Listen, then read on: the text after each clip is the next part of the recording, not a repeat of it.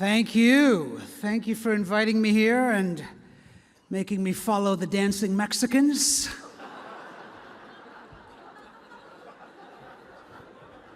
You were great. You were great. Thank you to the RTCA. I am honored to be here in a room with so many esteemed radio and TV correspondents.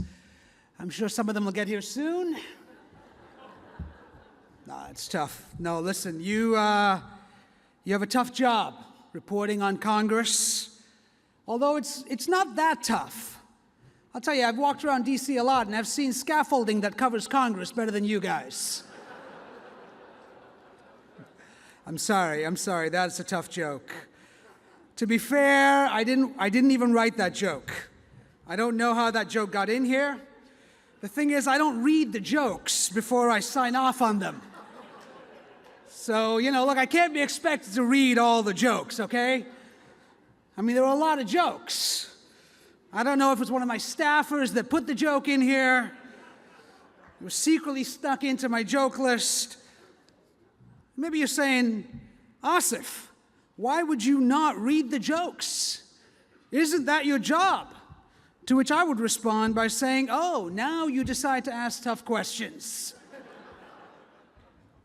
And yes, even though not reading the jokes undermines the productivity of the very government we claim to care about in favor of partisan politics, we're still talking about jokes. Don't get carried away. I'm only talking about jokes. I'm not talking about the human trafficking bill. You might draw that parallel, and shame on you for doing that. Although it is astounding, isn't it? I mean, you would think that reading would be a basic requirement to be a congressperson. A butcher can't be a butcher if he faints at the sight of blood. A bus driver needs to know directions. A presidential candidate needs to believe in climate change. I'm talking to you, Ted Cruz. It's a tough job you guys have, though. So I don't mean to make fun of you. I feel for you people. Firstly, everyone these days thinks they're a journalist, right? With Twitter, Instagram, your job is becoming obsolete. This might be the last fancy dinner at a Marriott that you get invited to. So I would steal that plastic silverware right now. Take it home. It's a memento of this evening. Secondly, it has to get really boring to report on the most ineffective Congress in 100 years. I mean, nothing happens. Come on. There is nothing to report on. Here, I will write your copy for the next 3 years. A bill fell apart today after Republicans split out from Boehner while Democrats complained there was not enough funding for homeless fish. Boom! You're done. Go home. That's it. Nothing is happening. Reporting on Congress is like me writing a tell-all book about my sex life in the 8th grade. It's a lot of grandstanding, spend hours trying to pay lip service to my base.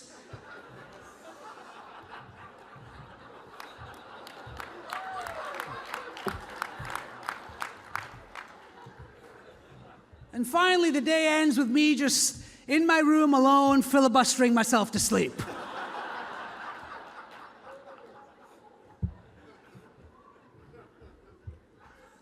Congress has a ridiculously low approval rating. I mean, ridiculously low. But Americans hate Congress, and yet it seems Congress people get reelected 90% of the time. It's one of two things. It's one, indicative of a tragically flawed campaign and election system, which includes gerrymandering and big money that somehow subverts the will of the American people, or two, it's number one.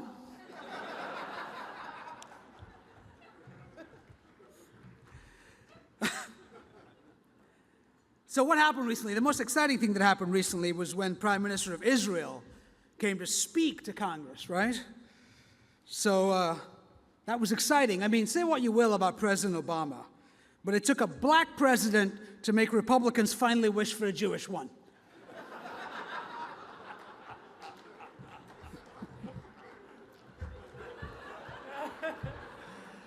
However, I wonder if Netanyahu is aware that there is only one Republican Jewish congressman. Only one. The Republicans love Israel, but the Jews, not so much. We'll give them our money, but our votes, that's going too far. I'm also excited to be on C-SPAN. Yes, thank you. Here's the thing, I'm not gonna take the bait, okay? Everyone rags on C-SPAN, I'm not gonna do it. I won't stoop that low. Also, no one is watching C-SPAN, so who cares? In fact, the only people who would watch C-SPAN are in this room right now. But I give them credit, What they do is hard. An unfiltered view of the workings of Congress and the federal government, no one cares. You might as well just put up a gas station security camera. No one cares. C-SPAN needs to be more like CNN and just forget about the news.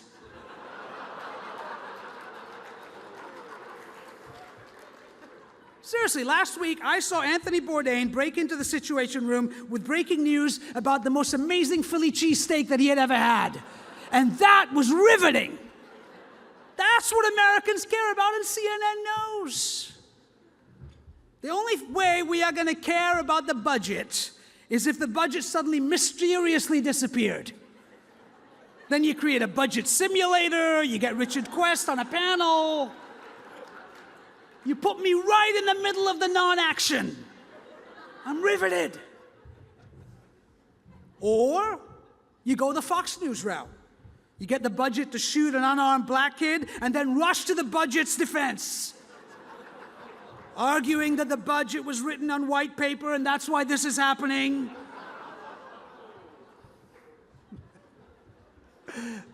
Listen, I don't care how this goes tonight, because tomorrow it's going to say Muslim bombs or Muslim kills. It's bad for me either way.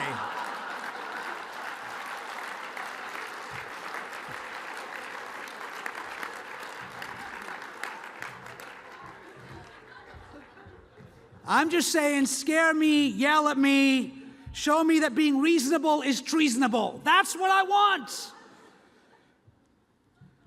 Or they can cover it like MSNBC, but their ratings are so much better it doesn't even matter. It's just some advice. Anyway, my larger point is I'm not going to make fun of C-SPAN.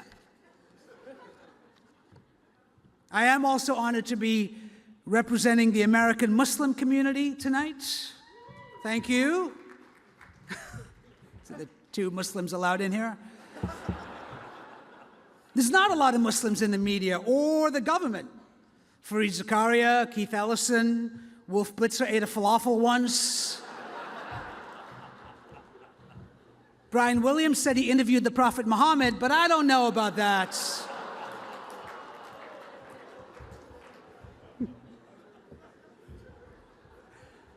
I'm just saying that besides those guys, myself, and the president, there are not a lot of Muslims in the public eye.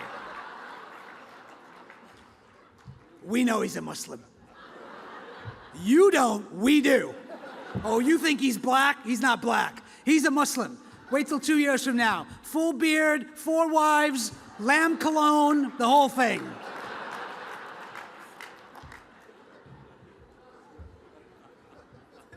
He's not here. Like he'd be in the back. I don't know. He can't be here. Too many Muslims in one room, and you don't know what happens. We might start doing the terrorist fist bump, the handshake, and then pretty soon we've passed Sharia law. God knows where it could end. Although that would prove to Congress that it is possible to pass a law. Actually, I don't think Obama is a Muslim. You know why? Because he's a terrible haggler. If he was a Muslim, he would have haggled that budget. He would have haggled the closing of Guantanamo. I'm telling you. Every member of Congress would have gotten a suit from his cousin Mustafa at 50% off. By the way, I don't mean to make jokes about the president. Before I came up here, though, I was assured by 47 senators that any jokes I make about the president will be null and void as soon as he leaves office. Talking of Sharia law, we could never pass it in this country, right? Because of the Constitution. And also, because they cut off your hands for stealing, They stone you for adultery. They cut out your tongue for lying. Washington, D.C. would come to a standstill. Without those perks, no one was going to run for public office. As a Muslim American, I also want you to know that I denounce terrorism. Okay? Can we get that off the table now? I denounce it. It's done. I denounce it. We're always denouncing things. You know, whenever somebody does anything, a Muslim does anything that's bad, all the other Muslims have to come out and denounce everything that's bad. I mean, I'm used to it. As a comedian, I can denounce Carrot Top. As a New Yorker, I denounce winter. As an Indian American, I denounce the Washington Redskins, even though they're not the same kind of Indian. But I'll denounce them, whatever. I'm used to it. We're used to denouncing. You should try it. It's actually quite cathartic. I'm going to say stuff, and then you're going to denounce it. Ready? Not so into it? Don't like that idea, huh? Not so into the denouncing. I feel you. I feel you. It's just because you're not used to it, that's all. Especially the white people. White people never have to denounce anything. Right? I mean, I'll make it easy on you. We can start with, you know, khaki pants and barbershop quartets. Before we work our way up to the big stuff, like, you know, crystal meth and depleting the world's natural resources. It's tough, man. You know, when Muslims or people in the Middle East commit violence, it's immediately Islam. Islam is bad. A white person can write a Christian manifesto, shoot hundreds of people with a submachine gun, have a bomb in his car, and it's bad parenting. He's mentally unstable. He went off his meds. Why can't I be mentally unstable? Why can't Muslims ever be mentally... I want to be mentally unstable. I would love to be mentally unstable. Sure, I get it. I get it. Look, having little understanding of other cultures, being given an AK-47 at 11 years old and told that God is on your side is part of what it means to be an American. But there are people in Afghanistan and Iraq who feel the same way. All I'm saying, white people, is stop hoarding the crazy. And it affects the way even I think about it, you know? A white person ran out of a building the other day in New York City, stole my cab. I thought, that guy's a jerk. If a Muslim person ran out of a building and steal my cab, I think, that building's gonna blow. I see a white person with a beard, I want to buy his artisanal honey. I see a Muslim person with a beard, I'm hoping he's getting pulled out of line at JFK. I see 3 white guys walking into a strip club, I think bachelor party. I see 3 Muslim guys walking into a strip club, I'm getting the hell out of town. But here's the crazy thing, I read a statistic recently that only 32% of Americans know a Muslim person. Amazing, right? So here I am, people. I want to be your Muslim friend. And to that aim, I went one step further. And I emailed a bunch of high-level individuals in media and government and asked them to ask me anything they want to ask a Muslim American. And I got some interesting responses. First person that emailed me back was Joe Scarborough, but I didn't read it. I don't think anyone does. Then Don Lemon emailed me back, covering the most important news. He said, "Dear Aasif, thanks for your email. I don't know much about Islam, but I was wondering if the Quran tells us whether that dress is blue and black or white and gold." Hillary Clinton emailed me back. It's not the first time she and I have corresponded, actually. And as usual, she responded using only emoticons on Facebook Messenger. I don't know, maybe it's me, but I don't think that's the way the former Secretary of State should be corresponding with people. Former President George W. Bush wrote to me. He said, "Dear Aasif, I'm constructing a diorama about Islam. Would that be called a Ramadan-a-rama?"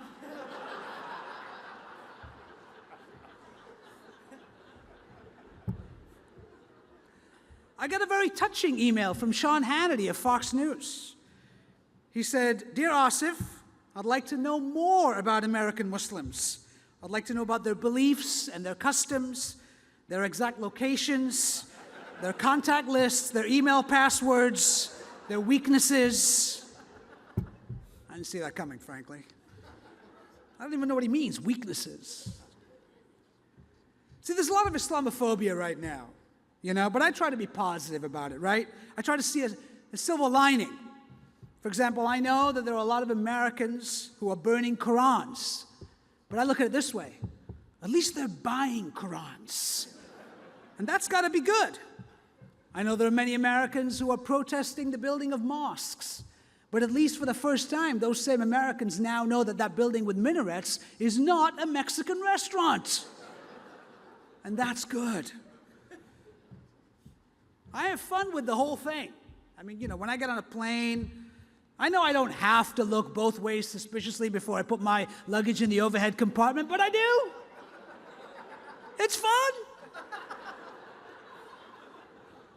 I know I don't have to count my steps from my seat to the bathroom in an Arabic accent. 1 1,000, 2 1,000, 3 1,000. I do it! Scares Whitey. Look, I figure if people don't want to make the distinction between a Muslim and a terrorist, then why should I make a distinction between good, scared white people and racists? Why? Since I was sending out all these emails to high-level people, and I am a Muslim, the Secret Service got in touch with me. I think that's a good thing. I mean, it means they're doing their job, and I applaud that. But I got an email at 4 a.m. that just said, "Yo, man, you up?" I didn't answer. Then at 4:30 a.m., I get another email. It says, "Seriously, dude, are you up?" So I answered. I said, "Yeah, sure, I'm up." Then I get another email back immediately that said, "Yo, buddy, how much do I tip her? She won't get out of my room. And what is the exchange rate in Colombia?" I'm freaking out now. I want nothing to do with this. 5:30, I get another email with a lot of misspellings that just said, "Yo, dude, I'm boning and emailing at the same time right now." I just shut off my computer at that point. No, it's not fair. It's actually been rough for the Secret Service lately. They've been getting a lot of flack, and it's not fair. And I actually wrote a letter to the president in support of the job they do. I was going to mail it, but instead I just hand wrote it and ran across the White House lawn and gave it to him in person. You can do that now. He hasn't gotten back to me. Let's see, I got an email from Representative Aaron Schock, who just resigned his office because of a campaign financing scandal. And what an office he resigned, right? His entire office was decorated like the television show Downton Abbey. It's true. But to be fair, you're all hypocrites, because everyone in Washington is doing the same thing Aaron Schock did. I'm talking about the way he decorated his office. We're just talking about his office, people. Don't get nervous. Many DC notables are now decorating their offices based on famous TV shows. Joe Biden decorated his office like Hot in Cleveland. Mitch McConnell like Duck Dynasty. And Lindsey Graham just decorated his office with 19 pictures of Aaron Schock. He's got great abs, come on.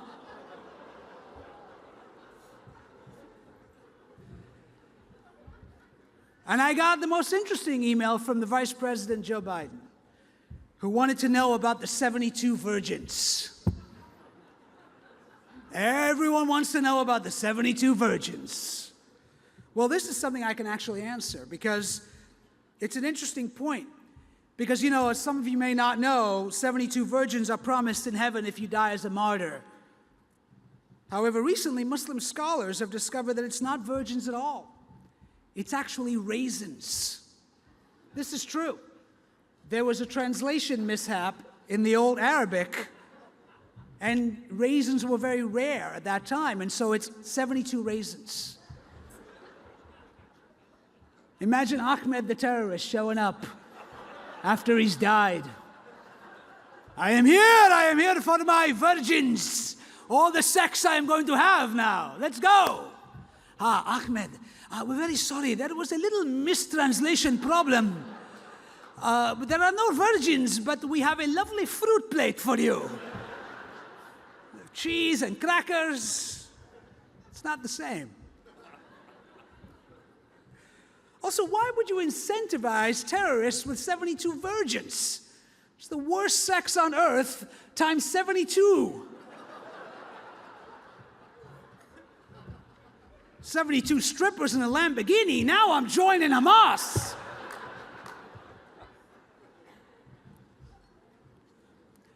But you know, I'm always trying to think of ways to bring our country together, to overcome prejudice and racism.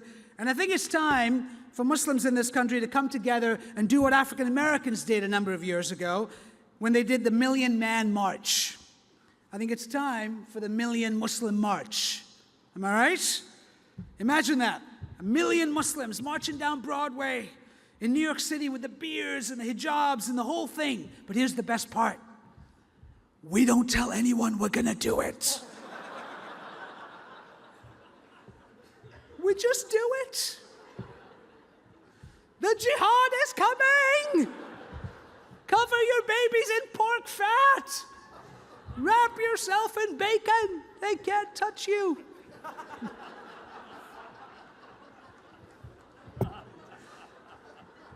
We march down, surround Fox News, just to watch Bill O'Reilly pee his pants.